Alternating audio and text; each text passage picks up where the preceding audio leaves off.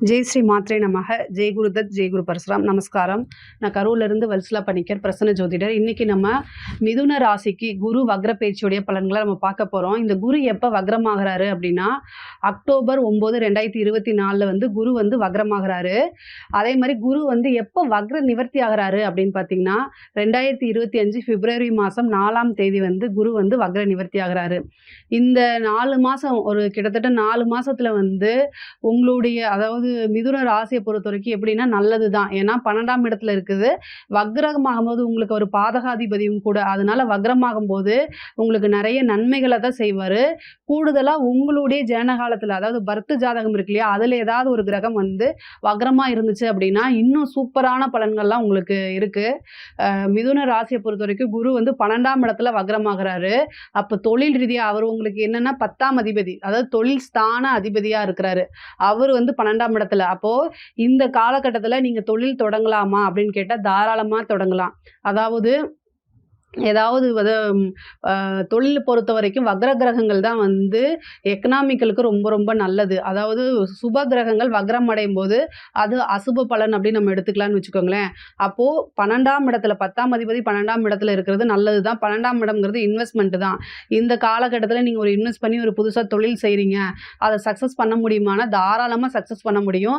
Same time உங்களுடைய ஜாதகத்தில் 10ஆம் இடம் சொந்த தொழில் செய்யலாமா அப்படிங்கிறத நீங்கள் பார்த்துக்கணும். ஆனால் கோச்சாரத்தில் இதுக்கு 100% வந்து சக்ஸஸ் தாங்க.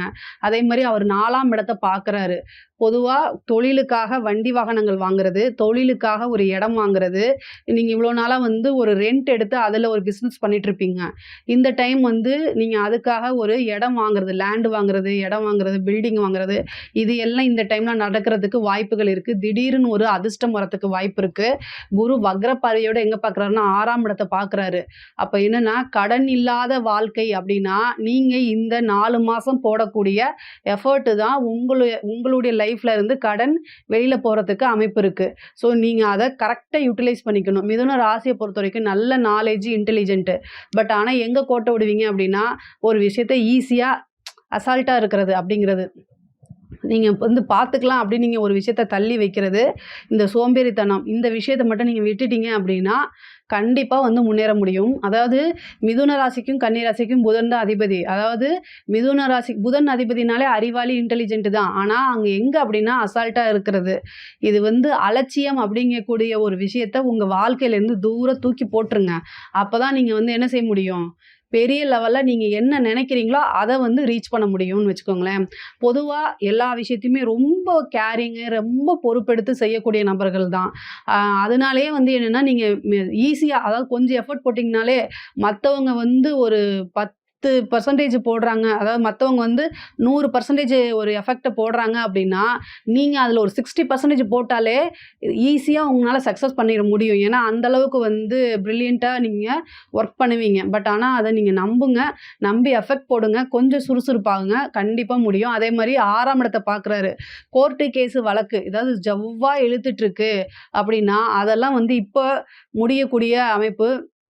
அதாவது உங்களுடைய இடம் லேண்டு ரீதியாவோ இடம், பில்டிங்கு, சொத்து இந்த மாதிரி விஷயங்கள்ல ஏதாவது கோர்ட்டு கேஸுன்னு போயிட்டுருக்கும் இல்லையா, உயில் சொத்து இந்த மாதிரி கோர்ட்டு கேஸுன்னு போயிட்டுருக்கிறது எந்த விஷயங்களாக இருந்தாலும் இந்த 4 மாதத்தில் நீங்கள் போயிட்டு சரி நம்ம இதை வந்து ஒரு பஞ்சாயத்து பண்ணி முடிச்சுக்கலாம், நம்ம வந்து ஒரு பேச்சுவார்த்தை பண்ணி சுமூகமாக முடிச்சுக்கலாம் நீங்கள் நினச்சிங்க அப்படின்னா இந்த குரு வக்ர காலத்தில் அதை ட்ரை பண்ணுங்கள்.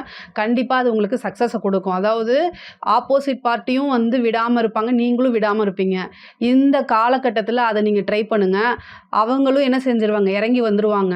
அவங்களுக்கும் ஒரு தேவை இருக்கும், சரி ஓகே அப்படின்னு நீங்கள் சொல்கிறதுக்கு இறங்கி வந்துடுவாங்க. சுமூகமாக முடிஞ்சிடும். வழக்கெல்லாம் வந்து உங்களுக்கு ரொம்ப நாளாக போயிட்டு இருந்துச்சுன்னா இந்த விஷயங்களை ட்ரை பண்ணுங்கள். கண்டிப்பாக உங்களால் சக்ஸஸ் பண்ண முடியும். பொதுவாகவே மிருகசீஷ நட்சத்திரம் இருக்காங்க இல்லையா, அவங்க வந்து என்னென்னா ஒரு கோர்ட்டு கேஸுன்னு போயிட்டாங்கன்னு வச்சுக்கோங்களேன், ஜவ்வாட்டம் இழுக்கும், டக்குன்னு முடிவுக்கு வர முடியாது. அந்த மாதிரி ஒரு நிலை தான். அது உங்கள் பேரில் நியாயம் இருக்கும், நியாயம் இருந்தாலும் இதே பிரச்சனைகள் நிறைய பேர் வந்து ஃபேஸ் பண்ணுவாங்க. ஸோ அதனால் நீங்கள் மேக்ஸிமம் வந்து கோர்ட்டு கேஸ் அப்படிங்கிறத வந்து ஒரு பேச்சுவார்த்தை சுமூகமாக முடிச்சுக்கலாம். நீங்கள் இறங்கி வந்தீங்க அப்படின்னா சக்ஸஸ் பண்ணிட முடியும். அதே மாரி திடீர்னு ஒரு உயில் சொத்து கிடைக்கிறதுக்கு வாய்ப்பு இருக்கு. இந்த உயில் சொத்து ப்ராப்பர்ட்டி வந்து ஏதாவது ஒரு வில்லங்கங்கள்லாம் இருக்கு அப்படின்னா, அதெல்லாம் வந்து அந்த பிரச்சனைகள்லாம் நீங்கி உங்களுக்கு ஃபேவரா அமையறதுக்கு வாய்ப்பு இருக்கு. முக்கியமா நீங்க ஹெல்த் சம்மந்தப்பட்ட விஷயங்கள்ல குரு 12ல இருந்து 6யும் பார்க்குறாரு, 8யும் பார்க்குறாரு. அதாவது சின்ன பிரச்சனைகள் அப்படிங்க நெனச்சுட்டு அசால்ட்டா விட்டீங்கன்னா, அது பெருசா மாறுறதுக்கு, ஒரு சர்ஜரி வரைக்கும் இந்த மாரி போறதுக்கு வாய்ப்பு இருக்கு. அதனால கொஞ்சம் நீங்க ஸ்ரத்தை எடுத்துட்டு உங்களுடைய ஹெல்த் விஷயங்கள்ல ரொம்ப கவனமாக இருக்கணும். இல்ல அப்படின்னா குரு வந்து பெரிய லெவல்ல ஏதாவது ஒரு மருத்துவ செலவ குடுத்துருவாரு. அதுக்கு நீங்க விரயம் அப்படிங்கும்போது நீங்களா சுப விரயமா மாத்திக்கங்க. ஒரு வண்டி வாங்குறது, ஒரு லேண்ட் வாங்குறது இந்த மாரி ஒரு எஃபோர்ட் போட்டு கொஞ்சம் நீங்க வந்து சுப விரயமா மாத்திக்கும்போது, இது தேவையில்லாத செலவுகள அவாய்ட் பண்ணிரும் ஆட்டோமேட்டிக்கா. ஒரு கோல்டு வாங்குறது, பெண்கள பொறுத்தவரைக்கும் ஆடம்பரம் அப்படிங்கக்கூடிய விஷயங்கள் உங்களுக்கு இப்ப இருக்கு. பட் ஆனா அத கரெக்ட்டா யுட்டிலைஸ் பண்ணிக்கங்க. செலவு தான் அப்படிங்கிறது. ஆனா வருமானமும் உங்களுக்கு வரும்.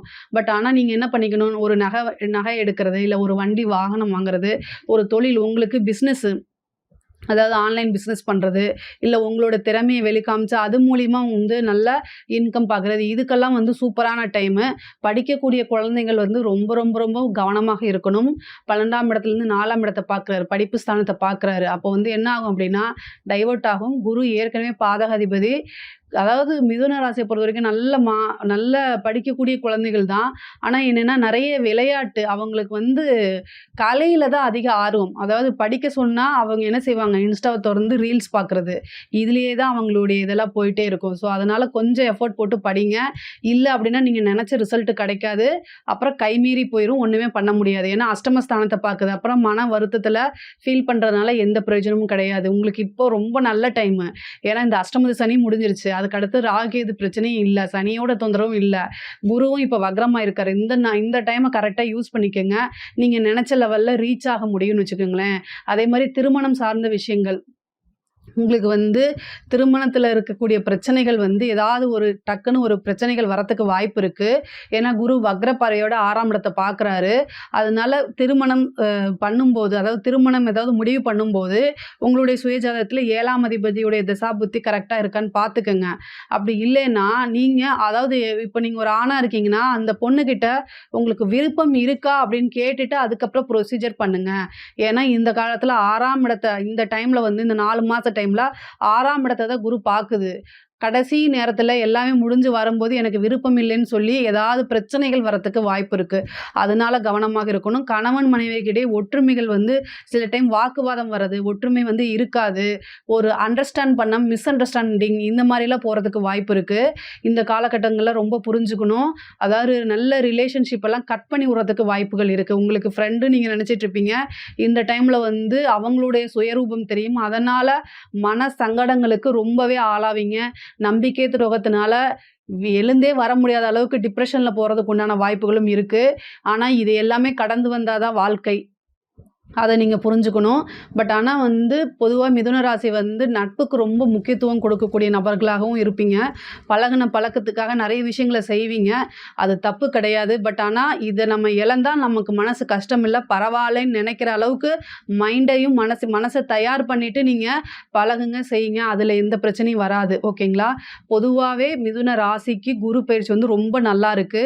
உத்தியோகத்துல இருக்கிறவங்களுக்கும் ரொம்ப நல்லா இருக்கு. அதாவது உத்தியோகத்துல இருக்கவங்களுக்கு நல்லா இருக்கு. அதே நேரத்துல அரசாங்க உத்தியோகத்துல இருக்கவங்க ரொம்ப கேர்ஃபுல்லா இருக்கணும். அஷ்டமாதிபதி அஷ்டம ஸ்தானத்த குரு பாக்குது.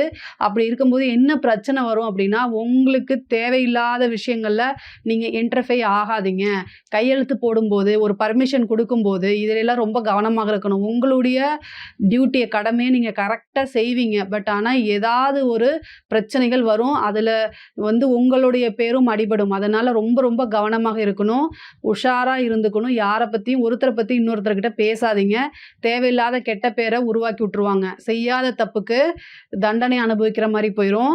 உங்களுடைய ப்ரமோஷன் கட் ஆயிரும். இதெல்லாம் ரொம்ப கவனமாக இருக்கணும். முக்கியமா உயர் அதிகாரிகள் லஞ்ச லாவணியங்கள தவிர்த்துருங்க. இந்த ஒரு 3, 4 மாசத்துக்கு தவிர்த்துருங்க.